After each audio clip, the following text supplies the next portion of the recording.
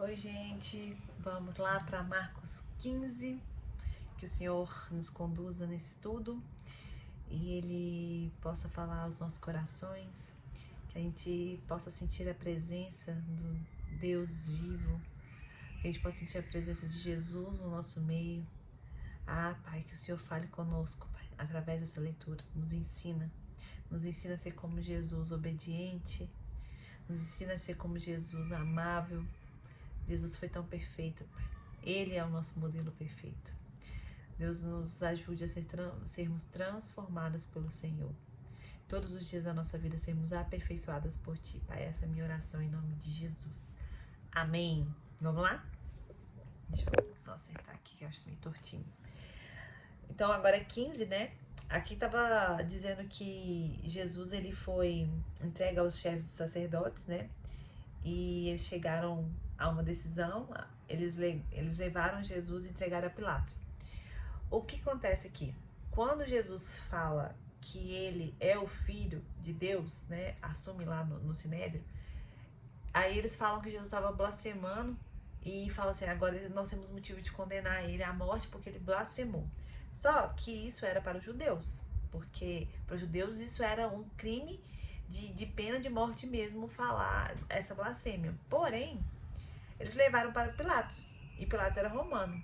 Para os romanos, isso não era um motivo de causa de morte, né? Porque para eles não fazia, eles não estavam importando com isso.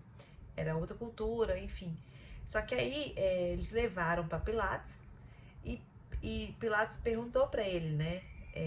Você não vai responder nada? Quantas acusações estão fazendo contra você? E Jesus não falou nada, né? E Pilatos ficou impressionado porque ele não se defendia. E naquela época era costume soltar um prisioneiro que o povo pedisse. Então tinha Barrabás, que era um rebelde, que numa rebelião já tinha matado alguém, e Jesus.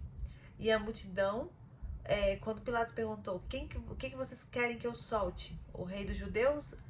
Aí, porque o Pilatos sabia que era por inveja que os sacerdotes haviam entregado Jesus nas suas mãos, né? E os chefes sacerdotes, eles incitaram a população, a multidão ali, para pedir que soltasse Barrabás e não não Jesus, né? Então, aí ele falou assim, o que eu vou fazer com ele, com Jesus? E a multidão gritando, crucifica-se, crucifica-o, né? E ele falou assim, por quê? Que crime ele cometeu? Porque para ele não havia cometido crime, de fato. E não cometeu. E a multidão não queria nem saber, só gritava mandando crucificar Jesus. Então, para agradar a multidão, ele fez isso. Ele soltou Barrabás, que era realmente um criminoso, um assassino, e mandou crucificar Jesus. E quantas vezes, gente, a gente toma decisões que vão nos prejudicar outras pessoas, mas simplesmente para agradar os outros. É impressionante que a dependência de aceitação das pessoas faz a gente tomar decisões que a gente não gostaria, de talvez falar coisas ou, enfim, exercer coisas que a gente não deveria, porque é errado, e nem gostaria, porque a gente tem consciência do que é certo, mas a gente faz simplesmente para agradar outras pessoas. Foi isso que Pilatos fez. Então, os soldados pegaram Jesus, levaram ele lá pra dentro, né? Vestiram ele com um manto de púrpura, depois fizeram uma coroa de espinho, colocaram nele, começaram a saudá-lo, salve o rei de judeus. Então, eles estavam zombando mesmo de Jesus. Batiam na cabeça com uma vara e cuspiam nele, ajoelhavam-se e lhe prestavam adoração. Depois de terem zombado dele, tiraram-lhe o manto de púrpura, vestiram suas próprias roupas, então levaram para fora a fim de crucificá-lo. E aqui é impressionante, né? Que eles colocaram uma coroa de espinhos em Jesus e isso é muito profético, porque quando Deus amaldiçoou a terra, ele fala que a terra teria espinhos e abrolhos. E quando Jesus, pelo seu sangue, ele retoma a autoridade sobre a terra, né? Ele compra toda a terra. Jesus não comprou só a gente, não. Jesus comprou tudo. Tudo é dele. Com o próprio sangue, o espinho que era a maldição fere Jesus e o sangue dele que cai na terra, que traz a purificação e a salvação de todos nós e retoma mesmo a autoridade sobre toda a terra, toda a criação. É muito lindo isso, né? A Bíblia ela tem algumas partes onde, se a gente for estudar mais profundo, a gente vai ver quanto simbolismo tem em cada detalhe. Nada, a gente tem uma vírgula na Bíblia em vão. Continuando então. Agora é o momento de crucificação, né? Um homem chamado Simão de Cirene, ele passava por ali chegando do campo. Eles o forçaram a carregar a cruz. Levaram Jesus a um lugar chamado Gólgota, que quer dizer lugar da caveira. Então, lhe deram vinho misturado com mirra, mas ele não bebeu, porque isso era tipo um anestésico. E Jesus, ele quis realmente sofrer tudo, nada. Ele não tentou nenhum caminho mais fácil. Jesus, ele passou por tudo. Crucificaram, dividiram as roupas dele, tiraram as sortes para saber com quem cada um ia ficar. Eram 9 horas da manhã quando crucificaram, e assim estava escrito na acusação contra ele, o rei dos judeus. É engraçado que eles acusaram ele como o rei dos judeus, mas ali eles já estavam reconhecendo que ele verdadeiramente era o rei dos judeus. Então até o que parecia ruim, uma condenação ali, eles estavam declarando quem Jesus era de verdade. E com ele crucificaram 2 ladrões, um da sua direita e da sua esquerda, e cumpriu-se a escritura que diz: ele foi contado entre os transgressores. Os que passavam lançavam insultos, balançavam a cabeça, dizendo: ora, você que destrói o templo e o reedifica em 3 dias, desça da cruz e salva-se a si mesmo. Da mesma forma, os chefes dos sacerdotes e mestres da lei zombavam dele, entre si dizendo: salvou os outros, mas não é capaz de salvar a si mesmo. O Cristo, o rei de Israel, desce da cruz, para que vejamos e creamos. Os que foram crucificados com ele também o insultavam. Ou seja, até os 2 ladrões ali que estavam do lado dele insultavam ele. Meu Deus. E houve trevas sobre toda a terra do meio-dia às 3 horas da tarde. Por volta das 3 horas da tarde, Jesus bradou em alta voz: Eloi, Eloi, lama sabachthani, que significa: meu Deus, por que me abandonaste? Aqui Jesus estava realmente vivendo uma separação de Deus, né? Naquela morte, ele iria se separar de Deus, porque ele era um com o Pai.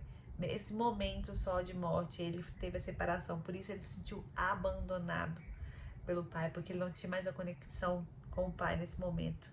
Quando alguns dos que estavam presentes ouviram isso, disseram: ouça, ele está chamando Elias. Um deles correu e embebeu uma esponja de vinagre, colocando na ponta de uma vara. Ele deu a Jesus para beber. Ele disse: deixe-no, vejamos se Elias vem. Mas Jesus, com um alto brado, expirou, e o véu do santuário rasgou-se em 2 partes, de alto a baixo. Quando o centurião que estava em frente de Jesus ouviu o seu brado e viu como ele morreu, disse: realmente este homem era filho de Deus. O centurião, hein? Algumas mulheres estavam observando de longe, entre elas estavam Maria Madalena, Salomé e Maria, mãe de Tiago, mais jovem de José. Na Galileia, elas tinham seguido e servido a Jesus. Muitas outras mulheres tinham subido com ele para Jerusalém. Também estavam ali. Aqui fala de sepultamento agora. Era o dia da preparação, isso é, véspera de sábado. José de Arimateia, membro de destaque do Sinédrio, que também esperava o reino de Deus. Por mais que ele era do Sinédrio, gente, ele cria mesmo que Jesus viria, né? O Cristo viria. Dirigiu-se corajosamente a Pilatos e pediu o corpo de Jesus. Pilatos ficou surpreso ao ouvir que ele já tinha morrido. Chamando o centurião, perguntou-lhe: Jesus já tinha morrido. Sendo informado pelo centurião, entregou o corpo a José. Então José comprou um lençol de linho, baixou o corpo da cruz, envolveu com o lençol e colocou numa sepultura cravado na rocha. Sepulcro cravado na rocha.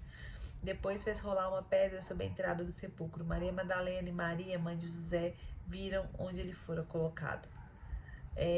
Por mais que José de Arimateia ele era do Sinédrio, né, ele cria, né, no reino de Deus. Então ele comprou o corpo, ele pegou o corpo, colocou ele no lugar, no sepulcro, e fechou ali e deixou o corpo de Jesus ali.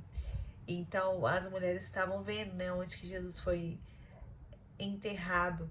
E depois disso tem o final, né, que é o 16, mas que fala da ressurreição, que é lindo também. Mas o que a gente vê é como que a morte de Jesus foi tremenda. Houve escuridão ao meio-dia, e a terra estremeceu mesmo, e ele deu um brado e o véu se rasgou. Quando fala que o véu do santuário se rasgou, porque dentro do véu, para entrar na presença de Deus, somente o sumo sacerdote entrava. Então, quando esse véu se rasga, isso quer dizer que quando Jesus morre por nós, nós temos livre acesso ao Pai. Nós não precisamos de intermediadores. Nós não precisamos de um sumo sacerdote para adentrar na presença, que ele vá na presença por nós. Nós temos livre acesso, nós podemos ir, porque Jesus comprou esse direito para nós. Então, gente, Jesus, ele se entregou por nós, ele deu a vida por nós. E para nos salvar, porque sozinhos a gente não conseguiria, mas e nem se a gente fosse a pessoa mais incrível do mundo, a pessoa mais boazinha, mais perfeita do mundo, a gente nunca seria salvo, porque o único que não pecou, o único que foi santo verdadeiramente foi Jesus. Por isso o sangue dele, o sangue de um santo de verdade, aquele que não teve pecado, ele nos comprou. Assim como no Antigo Testamento os animais faziam sacrifício, animais puros faziam sacrifício para pagar os pecados dos seus donos, Jesus foi lá, se deu como um cordeiro, como um sacrifício vivo, e o seu sangue nos libertou, nos curou, nos resgatou e nos salvou. Mas Jesus foi o último sacrifício. Então, depois de Jesus não é necessário fazer esse sacrifício pelos nossos pecados, porque ele nos comprou. Com o sangue dele, ele nos comprou. Ai, gente, é muito lindo, eu amo falar de Jesus. Ele demonstrou tanto amor por nós. Louvado seja ele, né? Glória a Deus. Que Jesus te abençoe, gente. Até o próximo vídeo.